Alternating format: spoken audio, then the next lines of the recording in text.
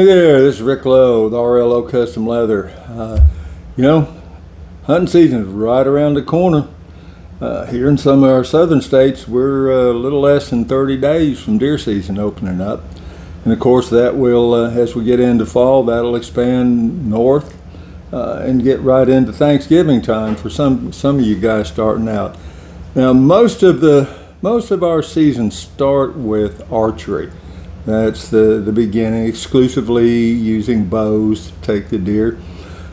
We have a ton of respect for those guys that hunt that way. But today, we're going to jump one step ahead. We're going to go into what generally will be the second phase of hunting season, and that's the black powder or muzzle loading season. So what I wanted to try to do was show you two different muzzle loading rifles. They have a lot of similarities and some major differences, but both very effective for hunting. So I'm going to start with a modern inline, and this is a rifle made by CVA. It's the Optima model. Now, I have no stock in CVA. They've not paid me a dime to do this. This rifle is owned by my son-in-law, which means it was readily available, and it's an excellent example of a modern black powder muzzle loader. You can see it's got the nice Realtree stock, forearm, heavy stainless steel fluted barrel. This one's set with good solid scope base, and in this case he has a Leupold 3x9 scope on it. Extremely accurate rifle. It does load again from the front. Load right down the muzzle using the ramrod.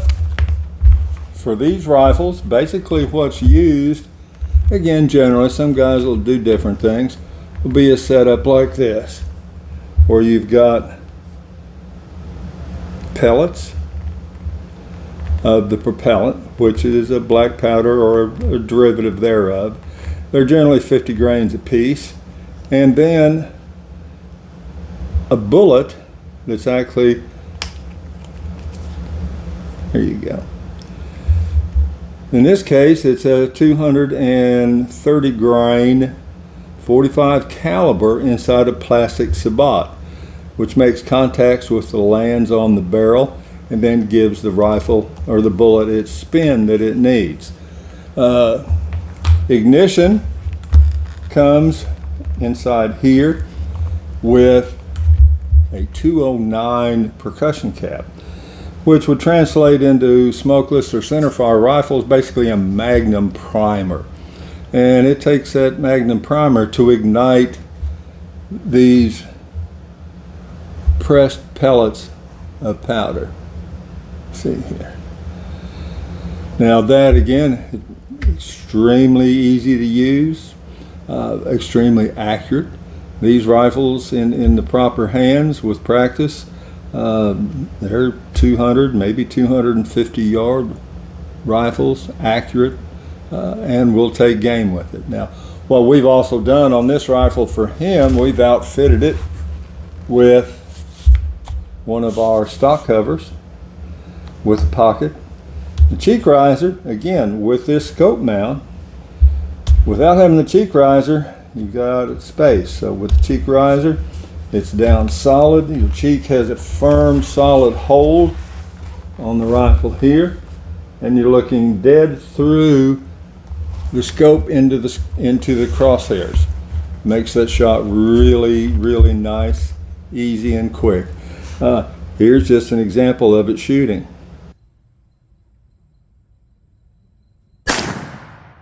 Now we're also going to show you with this pocket, it'll hold two of these prepackaged loads. Both of them will go in there.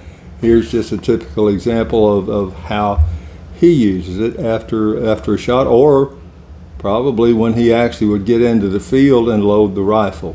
Yeah.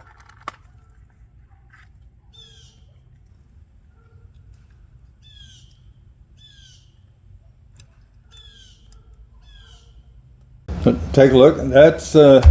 This is the modern rifle. Inline, very nice, solidly built. Great example of a modern muzzle loading black powder rifle. Let me show you one that's a little older.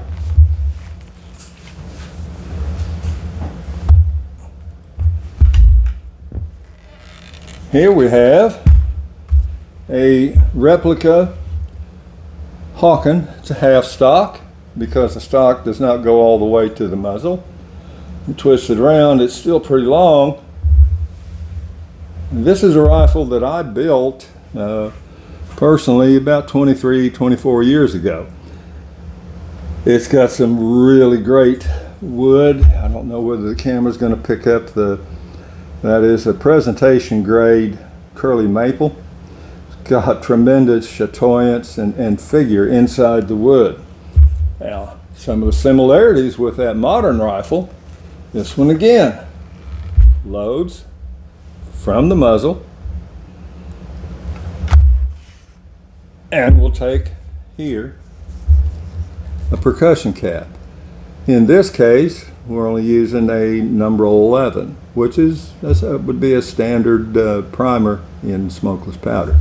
Now, one of the differences again too, in this particular rifle, we're going to use a granulated black powder, or you can use Pyrodex, one of the other products. I happen to really like to stay with the true black powders. This one, I shoot 2F, which is, again, if you're familiar with black powder, it's graded in F. I'm not sure what that stands for. 2F, 3F, and some 4F. Now, the 3 and the 4F would be generally used if it was a flinter and in the flash pan to ignite the powder charge. So again, we would go in first, just like an inline, and go in with your powder charge, and then set.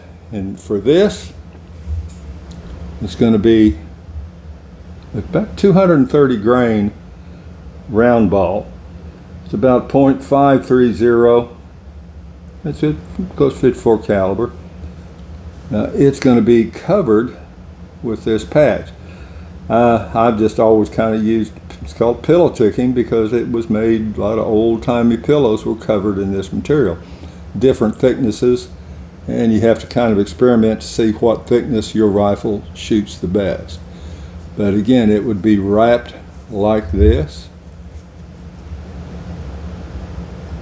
and then put in the barrel, run all the way down into the base. And then you're ready to shoot. Differences again in these two rifles. This barrel is a very slow twist barrel, which simply means that it takes X number of turns to make a complete circle again as you go full length of the barrel. The CVA is a fast twist. In other words, that is a tighter twist pattern in the barrel. It's designed to shoot again a conical load, as it is there with a sabot and a standard bullet. The slow twist in this Hawken replica is designed for round ball. You could shoot a conical out of it, it just is not going to be nearly as accurate. So we stay with that. This one again, you can see all the steel on it has been rust finished. It's called rust brown. It's done chemically over, it took me about a week to get what I wanted with it. It also, at that point, it's got a slight rust surface to it, a little light oil. You never see anything come as far as bad rust, hardly ever even any little light surface rust on it. But I thought it would be an excellent example to compare. As you can see,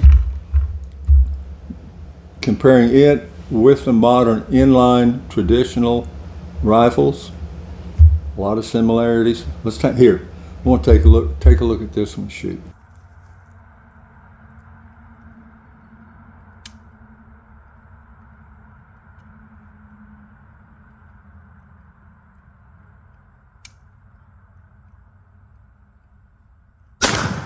Easy to shoot. It does have, forgot to mention, you notice it does have 2 triggers. The rear trigger is a set trigger. When this is cocked, you pull this trigger, and then it makes the front trigger almost a hair trigger. I believe it's set probably right at about 2 pounds. Light touch as you're holding this heavy thing up, you'll like it. Also adjustable with a little screw right down into here. So there you go. 2 muzzle loading black powder rifles. Both of them legal, both of them lethal for game. We appreciate it. Thank you.